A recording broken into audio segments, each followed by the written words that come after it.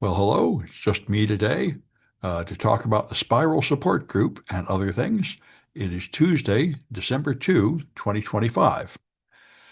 The Spiral Support Group is a new group moderated by Alan Brooks, who was a man from Toronto who we reported before um, experienced a 3-week spiral in which ChatGPT convinced him that he had cracked cryptographic codes through newly invented math and became a risk to national security. And so he basically had an episode of psychosis. And he now made a support group, and it swelled from 4 members up to 200. And they have regular meetings in a Discord group, and they help people recover from similar incidents, which are quite common, where AI has sort of driven them crazy, and they help the people around them, like their family, deal with people who are going crazy like this. So it's a very good thing to do, a good response to a thing like that. An expert who analyzes linguistics and thinking has given a sort of psychological, um, technical, linguistic justification for a statement I've been saying for years, which is that large language models will never be intelligent. What they're doing is just remixing words they found on the internet. And he said all they're doing is they're a dead metaphor machine. All they will ever be able to do is remix and recycle the words they found on the internet without understanding anything. And that I think is entirely correct. There is another example of this in a new AI attack called syntax hacking, where you take a sentence, like you might ask an AI, where is Paris located? And it'll tell you it's in France. But if you just change several of the words to nonsense words, but keep the structure of the sentence the same, so now it says, quickly sit Paris clouded, you'll usually get the right answer, which is the same thing. What I've been saying a long time. You have to understand it didn't understand the question. It doesn't understand the answer. It just takes the words in the question and turns them into some numbers and then finds matching numbers in code it found on the internet and averages them together. So it's very easy to fool it. And this means both that strange, garbled questions will still work. It also means that you can take malicious questions that should be rejected and arrange the syntax to look like innocent questions, and it will be fooled, which emphasizes the point that the AI just looks at sort of the mathematical structure of the sentence and finds a similar matching structure. It doesn't really understand what you're saying. All right. Anyway, the politics is getting really outrageous in America. Yeah, quite a scandal now that because the murder at sea, now all 20 boats we've blown up in Venezuela are illegal. Those are murders at sea because we haven't got a declaration of war.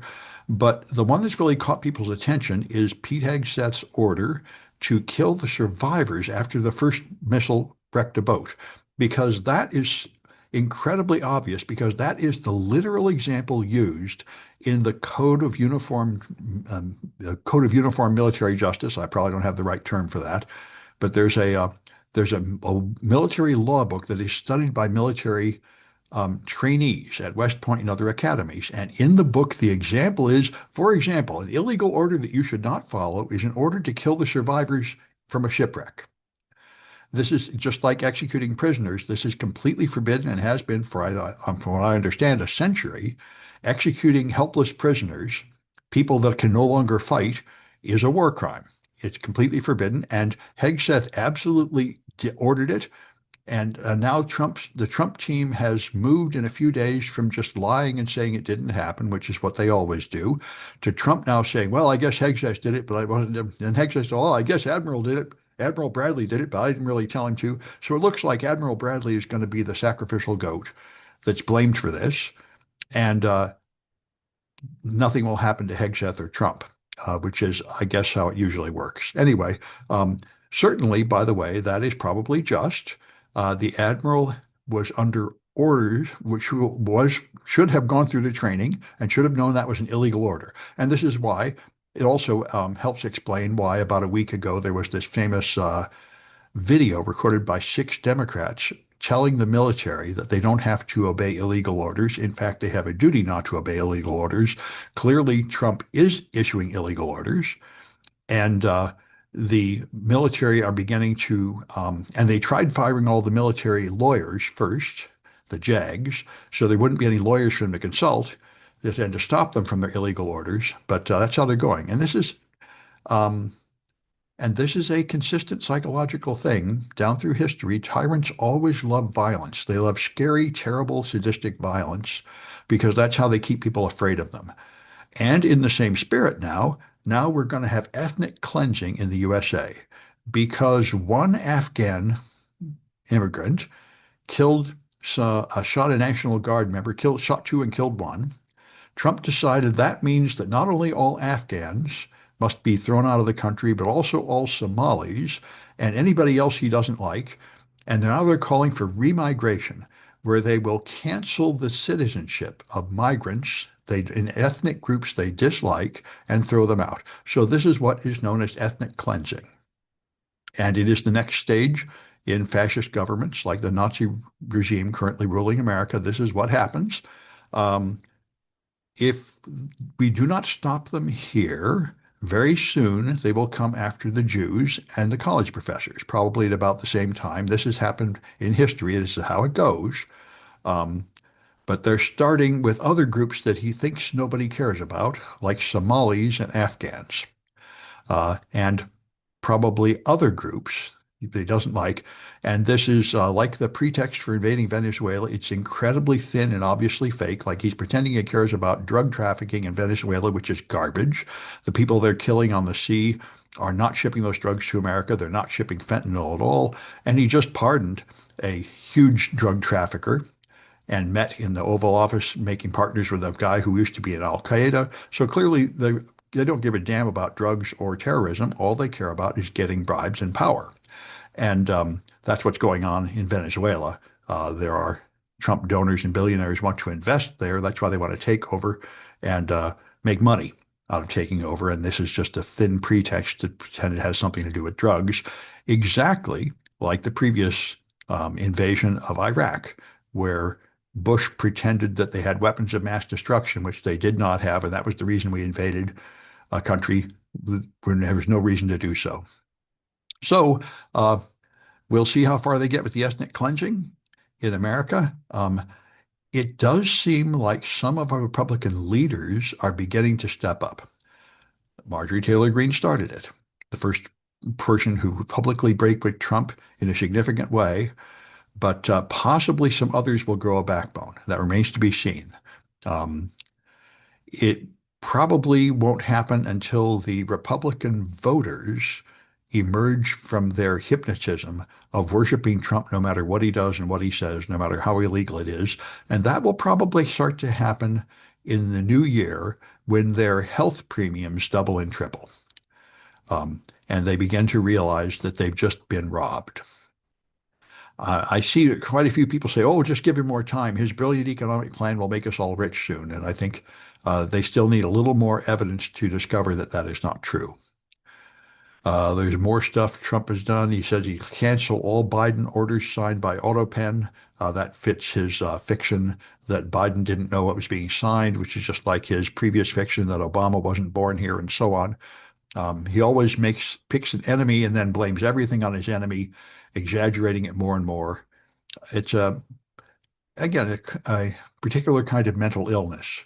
I've seen this before where people fixate on their enemies and then attribute to their enemies more and more terrible things until it just becomes a big part of their identity is to constantly complain about their enemies and all these bad things they've done.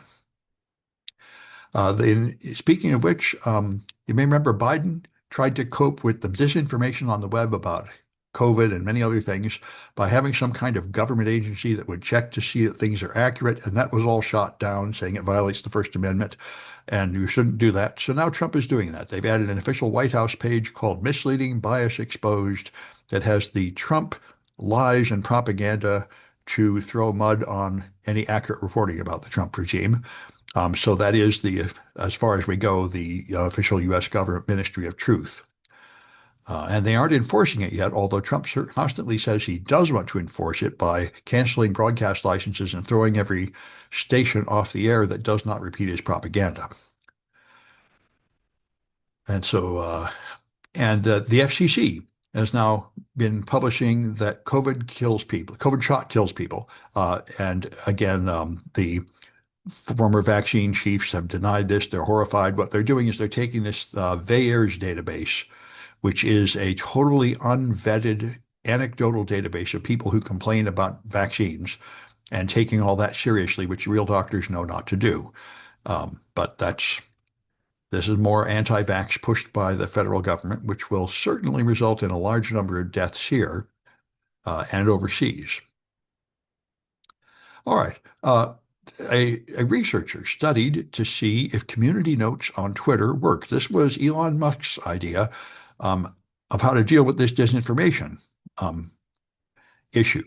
And his plan was, like Wikipedia, that the way to find the truth, rather than asking a authoritative expert or the government, is to just let the crowds do it and make it possible for community members to put notes on things saying this is false, here's the truth.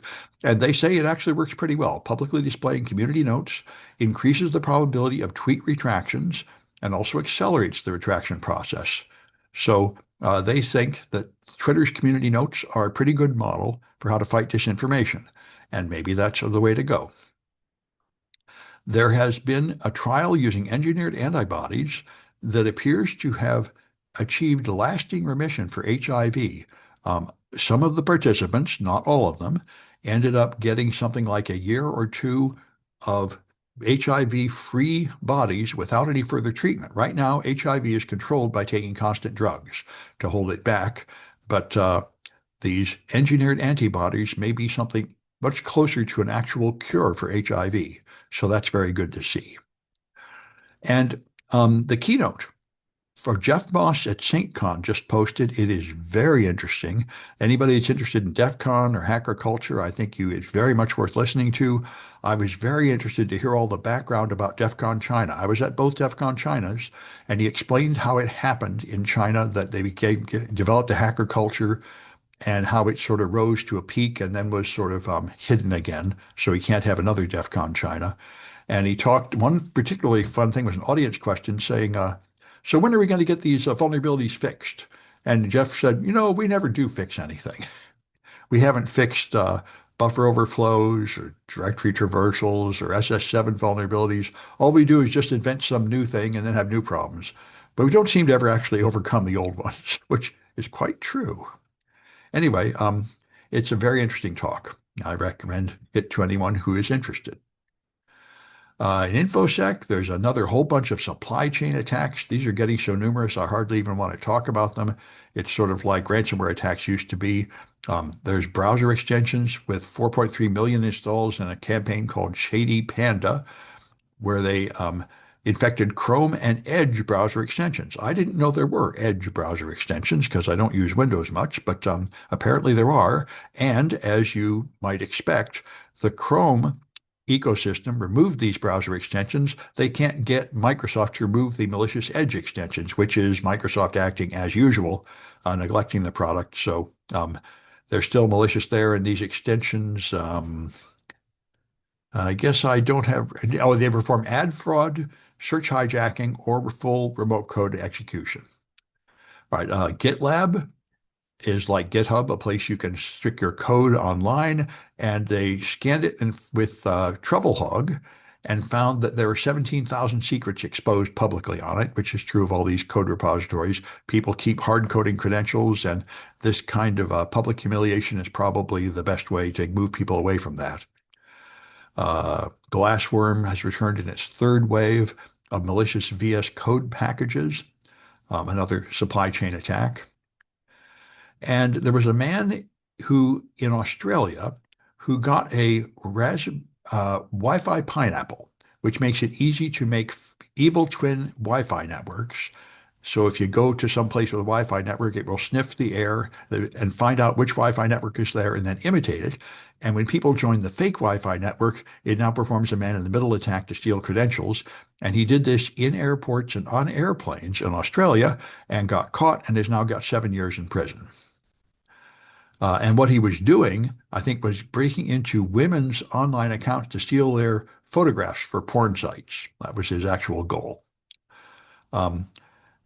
Also, there's been a few events where hackers have hijacked U.S. radio transmission to air bogus emergency alerts and offensive material. And it turns out that there's something called barracks network audio devices that radio stations use that are frequently deployed with the default password. So it's incredibly easy for someone to get in and take them over and use them to broadcast fake alerts. So the FCC has warned with a list of like simple things you should do, like change the default password and a few other elementary security measures. And this, I think, is the something to people to remember. Sometimes information security seems complicated, but 90% of the time, security flaws are incredibly simple, like a default password, an open port on an unpatched box, something like that. Uh, most real big security flaws are security 101 flaws. And the last one, there's a thing called Ingress Engine X, which is apparently a critical part of Kubernetes clusters. And it is the load balancer where traffic comes in and it then redirects traffic to the appropriate element of a Kubernetes cluster of containers. And but it is an unfunded open source project maintained by developers who have gotten tired of it and they've announced they're going to end it, and a whole bunch of people are still using it and they're freaking out. And so this is yet another call, which I see frequently saying, you really need to pay people for stuff. And I'm kind of a filthy American capitalist. I've always said that this doesn't make any sense to have important stuff written by volunteers who never get paid at all. The only thing to make it's far better to actually have a company make a product, collect some money, and pay people. And that's the problem here. And this is, they say, it's just like the XKCD cartoon of the entire internet, depending on a single programmer in Nebraska. That's the way it really is. It is so much fun to write code. I've done it too. You write free code, you hand it out there just to get the attention, just to help people. And that's charity. And charity only gets you so far. If you really need something, you really should be paying for it. So it's properly maintained. You can't expect volunteers who are not paid to put up with the hassle of actually maintaining something. It's easy to write it the first time, but then dealing with all the complaints and security vulnerabilities and requests for new features and updating it as everybody keeps changing everything underneath it, like the Python libraries, is just a lot of weary, miserable work. And you can't expect people to do that work unless you pay them. So this is the forever uneasy battle between the open source hippie community that thinks people will work for free and the realities of capitalism, where people really need to make money. So there comes a time when they really can't afford to just give away their time for free anymore. So anyway, those are the stories that I thought were interesting. I'll have another one of these things on Friday.